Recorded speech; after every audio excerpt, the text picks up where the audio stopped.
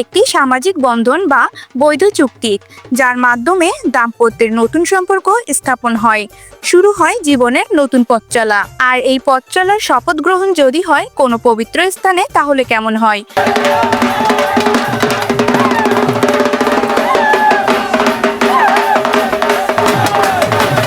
আধুনিকতার ছোঁয়ায় যখন আমরা নিজের ঐতিহ্যকে ভুলতে বসেছি, তখন কিছু যুবক যুবতী শাস্ত্রীয় নিয়ম মেনে বৈদিক প্রথা অনুযায়ী মন্দিরে বিবাহের মাধ্যমে নিজের ধর্মের সংস্কৃতির ধারাকে টিকিয়ে রাখার চেষ্টা করছেন। যদিদং হৃদয়ং মম তদস্তু হৃদয়ং তব। বিবাহের এই শুভ মন্ত্র উচ্চারণের মাধ্যমে চট্টগ্রাম জেলার সাতকানিয়া উপজেলার পদুয়া হরি মন্দির প্রাঙ্গণে বিবাহ বন্ধনে আবদ্ধ হয়েছে সনাতনী স্বেচ্ছাসেবী ফাউন্ডেশন চট্টগ্রাম জেলা টিমের সাংগঠনিক সম্পাদক সবুজ দাস গুপ্ত। আমার দীর্ঘদিন থেকে এটি ইচ্ছা ছিল যে আমি মন্দির ভিত্তিক বিবাহ সম্পন্ন করবো, কারণ মন্দির ভিত্তিক বিবাহতে সাত্বিকতা বজায় থাকে। সেই লক্ষ্যে আমি আজকে আমার শুভ বিবাহটি সম্পন্ন করেছি আজকে পদুয়া হরি মন্দিরে। তাই সকলে আপনারা আমাদের দাম্পত্য জীবনের জন্য আশীর্বাদ প্রার্থনা করবেন, এবং সেই সাথে আমি আমার সহধর্মিণীর পরিবারকে অশেষ ধন্যবাদ জানাই। তারাও আমাকে এই মন্দির ভিত্তিক বিবাহতে আমাকে আগ্রহ দেখিয়েছেন এবং আমাকে সম্পূর্ণ সাপোর্ট করেছেন। আমরা সনাতনী যুব সমাজ নিয়ে কাজ করি আমরা পুরো বাংলাদেশে, এবং আমিও সনাতনী স্বেচ্ছাসেবী ফাউন্ডেশনের একজন স্বেচ্ছাসেবক হিসেবে আছি। সেই লক্ষ্যে আমরা একটি বার্তা দিতে চাই যে আমাদের মাধ্যমে দেখে যেন অনুপ্রাণিত হয়ে অনেক যুব সমাজ, সনাতনী যুব সমাজ যেন মন্দির ভিত্তিক বিবাহের উপর যেন দাবিত হয়। মন্দির ভিত্তিক বিবাহতে আসলে মূল সাত্বিকতা বজায় থাকে। গত 8ই নভেম্বর শনিবার প্রজাপতি ব্রহ্মের আশীর্বাদ নিয়ে শুভ লগ্নে অগ্নিদেবতাকে সাক্ষী রেখে শাখা সিন্দুর ও চন্দনের পবিত্রতায় সনাতনী সানাইয়ের সুরে বৈদিক নিয়ম মেনে শ্রীমতী শ্রাবন্তী দত্তের সাথে বিবাহ বন্ধনে আবদ্ধ হন তিনি।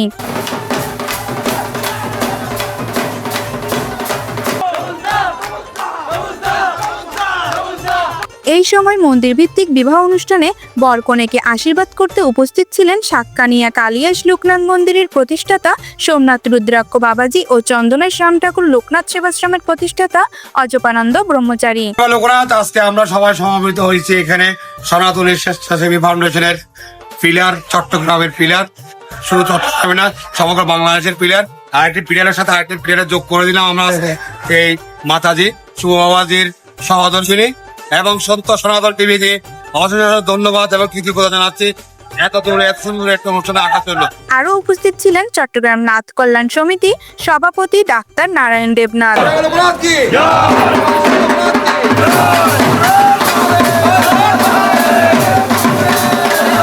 এছাড়াও বাংলাদেশ জাতীয় হিন্দু মহাজোট, জাগো হিন্দু পরিষদ, রামসেবক সংগঠন সহ সনাতনী স্বেচ্ছাসেবী ফাউন্ডেশনের বিভিন্ন জেলা ও উপজেলা থেকে সদস্যরা উপস্থিত ছিলেন।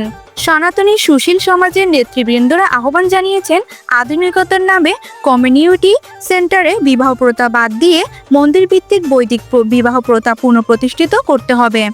মন্দির ভিত্তিক বিয়েতে এসেছি, তো আমার মনে হয় এই মন্দির ভিত্তিক বিয়েটার মাধ্যমে আমাদের যে একটা মানে সাংস্কৃতিক একটা বিষয়, আর দেব দেবীর সামনে হচ্ছে আমাদের একটা পবিত্র বন্ধনে আবদ্ধ হওয়া, এটা হচ্ছে অবশ্যই আশীর্বাদ স্বরূপ এবং অনেক সাশ্রয়ী এটা মনে হয়। আমার কাছে খুব বেশি ভালো লাগে। আমি এসেছি সবুজ দাদার যে বিবাহ অনুষ্ঠানে।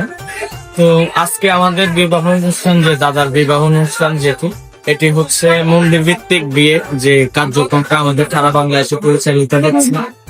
তো আমাদের যে কার্যক্রম এটি কিন্তু সারা বাংলাদেশে বর্তমানে আস্তে আস্তে প্রচলিত, আবার নতুন ভাবে শুরু হতে যাচ্ছে। বর্তমানে কিন্তু আপনারা দেখতে পাচ্ছেন যে আমাদের সনাতনীরা বিভিন্ন জায়গায় যে বিভিন্ন ক্লাবে বিয়ে গুলো হচ্ছে।